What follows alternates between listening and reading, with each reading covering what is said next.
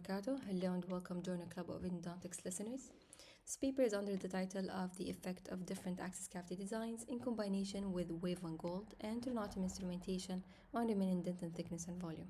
This inventor study was conducted by Vorster and his colleagues from University of Pretoria in South Africa and published in Journal of Endodontics in January 2023. The study aimed to evaluate and compare two different access cavity designs, the traditional and the conservative, or what they call the contracted access cavity design, in combination with the two popular single file preparation systems, the Sternotomy and Wave 1 Gold, for their effect on the remaining pericervical dentin thickness and volume, to see which combination would preserve dentin more, specifically the pericervical dentin area.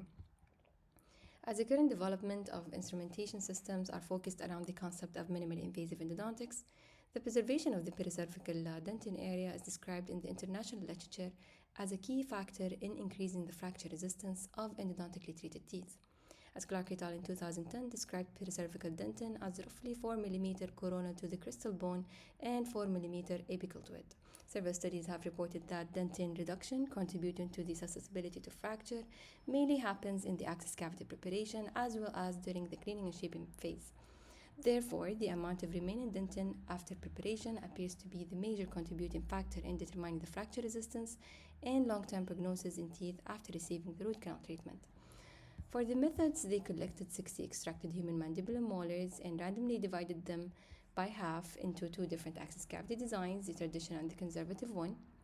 And within each group, the 30 teeth were then subdivided into two more instrumentation groups using the Wave 1 Gold and Sternotomy, as they ended up examining 4 groups. As we all know that the traditional access cavity design refers to the exposure of all pulpal horns with a straight line access to the root canal systems, having a direct visualization of the canal orifices without having to change the angle of view.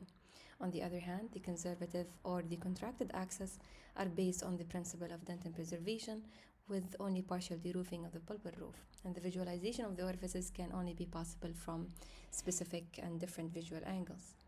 As for the single file instrumentation system that we use, the Wave 1 Gold is the single file reciprocating system that operates in a counterclockwise reciprocation motion, offering a great safety and improved cutting efficiency with a greater mechanical properties than the previous generation of the reciprocating instruments, as reported by Weber in 2015.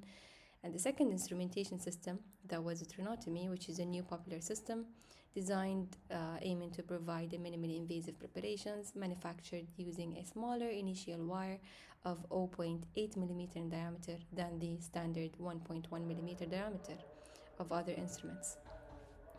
All samples were then scanned using micro-CT imaging before and after access cavity preparation, as well as after the final instrumentation. And to standardize the measurement, the CEJ was used as a reference instead of the crystal bone level since the teeth were extracted, and the remaining dentin thickness on levels of 4 mm above the CEJ to 6 mm below it was measured in millimeter to include the pericervical dentin area.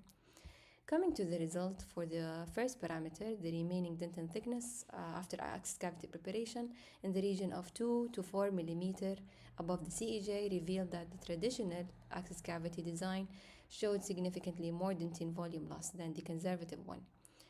And it showed that the thinnest remaining dentin thickness was observed in the lingual aspect of the first mandibular molar, mostly in the mesiobuccal root. Hence, it is crucial for the clinicians to proceed with care because of the known fact that this area has an increased risk of procedural errors such as stripping or root perforations. And on the 3 mm below the CEJ level, the Sternotomy, in combination with both access cavity designs, removed significantly less dentin than Wave 1 Gold. And it seemed that the design of the Sternotomy system with the reduced maximum diameter of the instrument does preserve dentin in the region of 2 to 4 mm below the CEJ better when compared to the Wave 1 Gold system.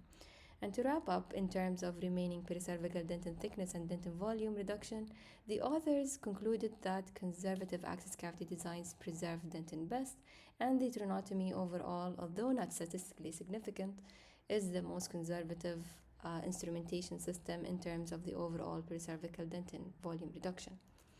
I appreciate the time you have taken out to listen to this, so thank you so much and wish you a great day.